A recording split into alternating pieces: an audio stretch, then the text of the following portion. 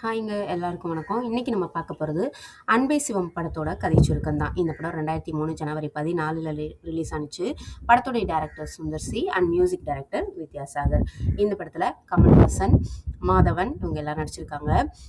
இந்த படத்தில் பார்த்தீங்கன்னா ஸ்டார்டிங்கில் நம்மளுக்கு எப்படி காமிப்பாங்க அப்படின்னா, ஒரு ரயில்வே ஸ்டேஷனில் கமல்ஹாசன் அவர்களும் மாதவன் அவர்களும் 2 பேரும் மீட் பண்ணுற மாதிரி காமிப்பாங்க. ஸ்டார்டிங்கில் வந்துட்டு கமல்ஹாசன் அவரை பார்த்துட்டு மாதவன் வந்துட்டு ஏதோ ஒரு திருட்டு கும்பலாக இருப்பாரோ அப்படின்ற மாதிரி ஒரு மாதிரி சந்தேகப்படுவார். அவருடைய தோற்றம் எப்படி இருக்கும்னு பார்த்தீங்கன்னா, முகம்லாம் பயங்கரமாக அடி வாங்கியிருக்கும். அவர் ஏதோ திருடுறதுக்காக வந்த மாதிரி இவர் ஃபீல் பண்ணுவாரே தவிர, அவர் கொஞ்சம் காலை கொஞ்சம் கெந்தி கெந்தி நடந்துட்டு வருவார். ஒரு சைடு பக்கவாதம் அந்த மாதிரி இருப்பார்.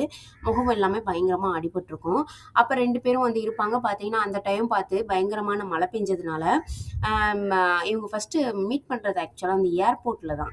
அப்போ ஏதோ ஏதோ ஒரு கனமழை காரணமாக என்ன பண்ணிடுவாங்கன்னு பார்த்தீங்கன்னா, ஃப்ளைட் வந்து போகாது அப்படின்னு சொன்னதுனால 2 பேரும் ஒன்றா போய் தங்குற மாதிரி ஒரு சூழ்நிலை வந்து உண்டாகும். ஒரே ரூமில் போய் தங்குவாங்க. அப்போ வந்து பார்த்தீங்கன்னா, அவர்கிட்ட இருந்து எப்படியாவது இவர் தப்பிக்கணும் அப்படின்ற மாதிரி தான் பார்ப்பாரே தவிர மாதவன் அவர்கள். கமல்ஹாசன் அவரை வந்து இவருக்கு வந்து பிடிக்காது. ஸ்டார்டிங்லேயே அந்த பார்த்துட்டாரு இல்லையா, இவர் ஏதோ ஒரு திருட்டு கும்பலை சேர்ந்தவர் அப்படின்னு சொல்லிட்டு. அதான் ஸ்டார்டிங்கில் நம்ம என்ன பண்ணுறோமோ அதுதான் நம்மளுக்கு அப்படியே தோணிக்கிட்டே இருக்கும். இப்போ நல்லா படிக்காத பொண்ணுங்களையோ டீச்சர்ஸ் பார்த்தாங்கன்னா, அவங்கள எப்போ பார்த்தாலும் ஏதாவது சொல்லி திட்டிக்கிட்டே இருப்பாங்க இல்லையா, அவங்க நல்லா படித்தாலும் அவங்களுக்கு அந்த எண்ணம் மாறவே செய்யாது. அந்த மாதிரி இவரை பார்க்கும்போது ஃபுல்லாக இவருக்கு ஏதோ ஒரு திருட்டு கும்பல் மாதிரியே ஃபீல் ஆகும். அதனால இவர்கிட்ட இருந்து எப்படியா தப்பிச்சு போகணும் அப்படின்னு சொல்லி போவார். ஒரு இடத்துலையும் இவர் போகும்போது ஃபுல்லாக ஏதாவது ஒரு சூழ்நிலையில் திருப்பி கமல்ஹாசன் அவர்கள் தான் வந்து ஹெல்ப் பண்ணுற மாதிரி இருக்கும். பர்ஸை தொலைச்சிருவாரு. இந்த மாதிரி விஷயங்கள்லாம் நிறைய நடக்கும்.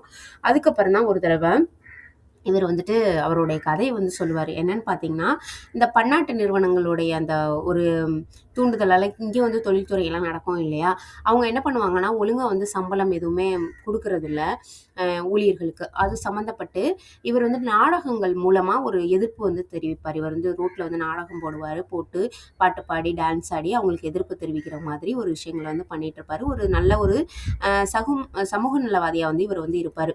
அப்போ அந்த மாதிரி இருக்கும்போது பார்த்தீங்கன்னா, எதிர்ச்சியாக ஒரு பிஸ்னஸ் மேனாக இருக்கக்கூடிய படையாச்சி அப்படின்றவர் தான் இந்த படத்தோடைய வில்லன். அவருடைய பொண்ணு பேர் யாருன்னு பார்த்தீங்கன்னா கிரண் இருக்காங்க இல்லையா, அவங்க பேர் வந்து பாலா இந்த படத்தில். அப்போ அவங்க கூட 2 பேரும் வந்து லவ் ஆகும். அப்போ பார்த்தீங்கன்னா நல்லா தான் இவங்களோட லைஃப் வந்து போய்கிட்டு இருக்கோம். இதில் இடையில பார்த்தீங்கன்னா ஏதோ ஒரு சின்ன ஒரு ஆக்சிடெண்ட்டில் என்ன ஆயிரும்னா, கமல்ஹாசன் சாருக்கு பயங்கரமான அடிபட்டுரும். அதில் தான் இந்த மாதிரி முகம்லாம் ஒரு மாதிரி செதஞ்சு போன மாதிரி, ஒரு சைடு பக்கவாதம் வந்த மாதிரி இவருக்கு வந்து ஒரு மாதிரி நடக்க முடியாமல் இழுத்து தான் நடப்பார். அந்த மாதிரி இருக்கும். அப்போ பார்த்தீங்கன்னா, அந்த பாலாங்கிறவங்க வந்து இவரை மீட் பண்ணணும்னு போகும்போது அவங்க அப்பா சொல்லிடுவார், ஆக்சிடெண்ட்டில் அவர் வந்து இறந்து போயிட்டாருன்ற மாதிரி சொல்லிடுவார். இவர் கமல்ஹாசன் வந்து பாலாவை மீட் பண்ணணும் அப்படின்னு சொல்லிட்டு ஆக்சிடெண்ட்டுக்கு அப்புறமா வரும்போது அவங்களுக்கு ஆல்ரெடி கல்யாணம் ஆகி ஒரு குழந்தை இருக்குன்ற மாதிரி சொல்லிடுவாங்க. அதனால 2 பேரும் மீட் பண்ண முடியாமல் போயிடும். இவரும் அதோட சரி அவங்களுக்கு கல்யாணம் ஆயிடுச்சு அப்படின்னு சொல்லிட்டு வந்துருவார். இந்த விஷயத்தை ஃபுல்லாமே மாதவன் அவர்கள்ட்ட சொல்லுவார். அதுக்கப்புறம் பார்த்தீங்கன்னா 2 பேரும் நல்ல ஒரு திக் ஃப்ரெண்ட்ஸ் ஆயிடுவாங்க.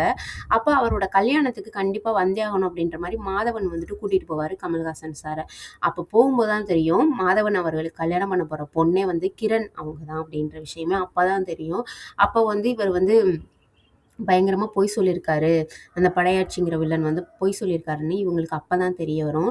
அப்போ பார்த்தீங்கன்னா கமல்ஹாசன் போயிட்டு ஏதாவது உண்மையை சொன்னால் கல்யாணம் நின்று போயிடும் இல்லையா, அதனால் என்ன பண்ணுவார் பார்த்தீங்கன்னா, அந்த ஒரு சந்தர்ப்பத்தை கூட யூஸ் பண்ணி தொழிலாளர்களுக்கு வந்து நல்ல ஒரு சம்பளம் கொடுப்போம், அவங்களுக்கு நல்ல ஒரு வேலை கொடுப்போம் அப்படின்னு சொல்லி சைன் பண்ணால் மட்டும்தான் நான் வந்து எந்த பிரச்சனையும் பண்ண மாட்டேன்ற மாதிரி அவர் வந்து சொல்லுவார்.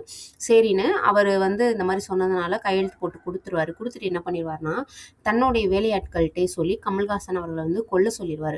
அப்போ இவங்க போகும்போது என்ன ஆகும்னு பார்த்தீங்கன்னா, அந்த கொல்றதுக்கு போகிறவருடைய பொண்ணு வந்துட்டு ஏதோ ஒரு சூழ்நிலையினால கமல்ஹாசன் அவர்களால் காப்பாற்றப்பட்டிருப்பாங்க.